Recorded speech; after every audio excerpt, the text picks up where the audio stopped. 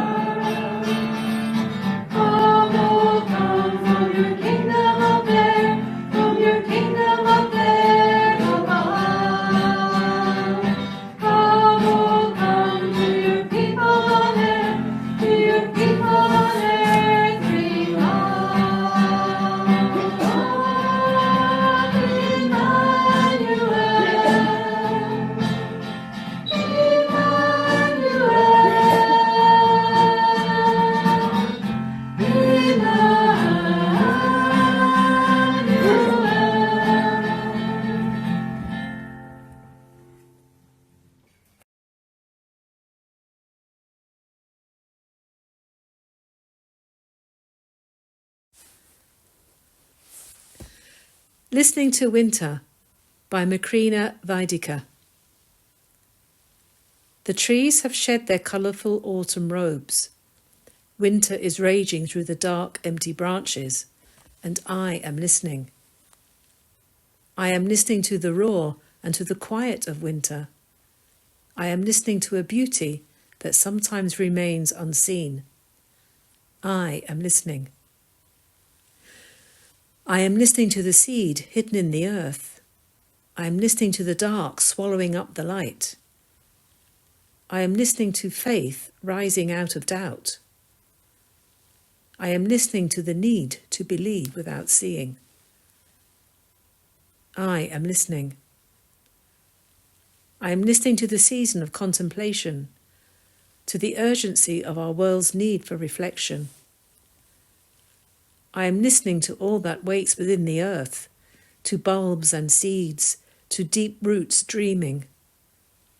I am listening to the sacred winter rest. I am listening.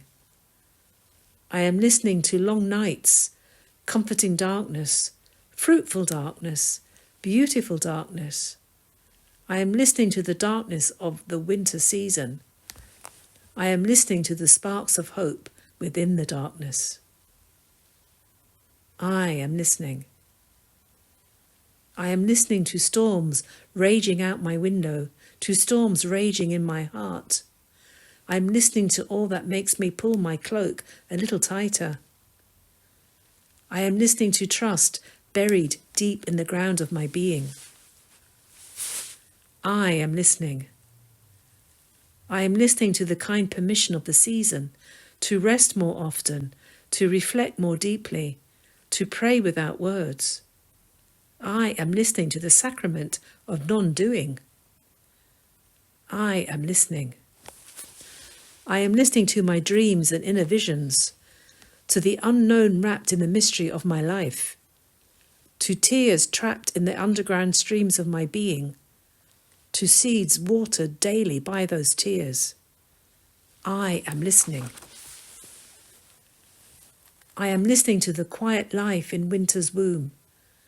I am listening to winter nurturing spring. I am listening to brilliant winter sunsets and lovely frosty mornings. I am listening to snowflakes flying through the air, to the cold winds that often blow out there, to bare trees so lovely in their emptiness, to one leaf that never did let go. I am listening. I am listening to winter handing over spring. I am listening to the poetry of winter. I am listening.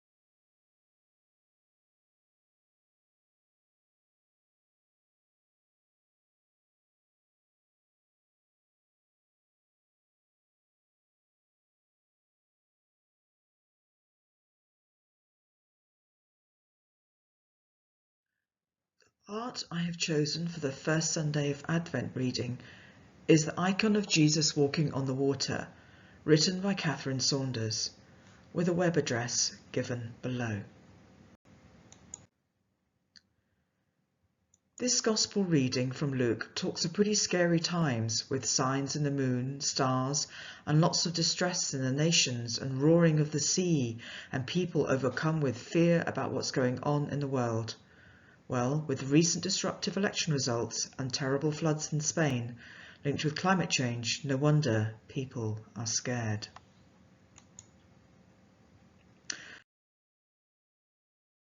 But this reading reminds us, despite the really scary stuff, Jesus will come again.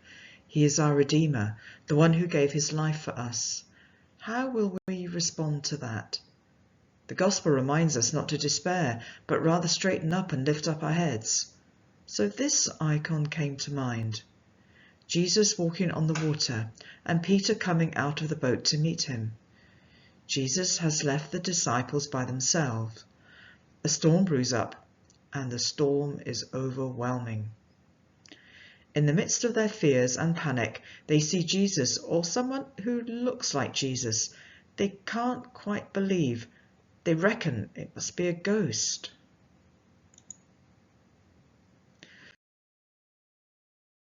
So Peter decides to take a risk, maybe bravado mixed with some hope. He does not want to stay scared in the boat. We know that he's determined, headstrong, willing to take risks. Yes, he gets out into the water, but like all of us, feels overwhelmed by storms. But in the midst of the storm, he still doesn't give up. He calls out and reaches out to Jesus, and Jesus reaches out to him and helps him. We are beginning our Advent journey, and maybe you are experiencing storms in your own life. Let this be a time in the storm to be still and allow Jesus to hold you and listen to him saying, "Do not be afraid."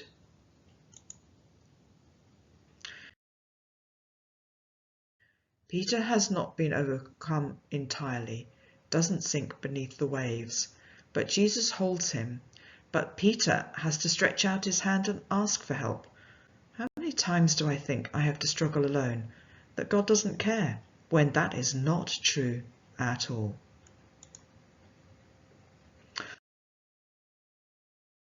I see the disciples huddled together in the boat.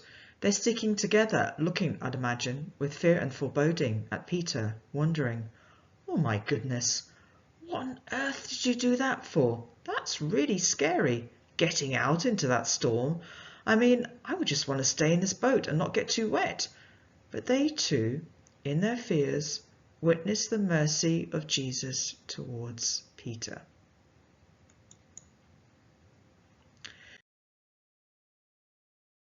Yes, Peter would have been overwhelmed by the storm, but Jesus reaches out and takes hold of him. So they are all given hope that Jesus is with them. And Peter looks at Jesus, and Jesus looks at Peter and loves him.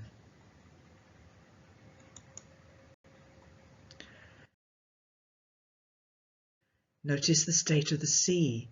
The sea where Peter is and where the disciples are is full of turmoil.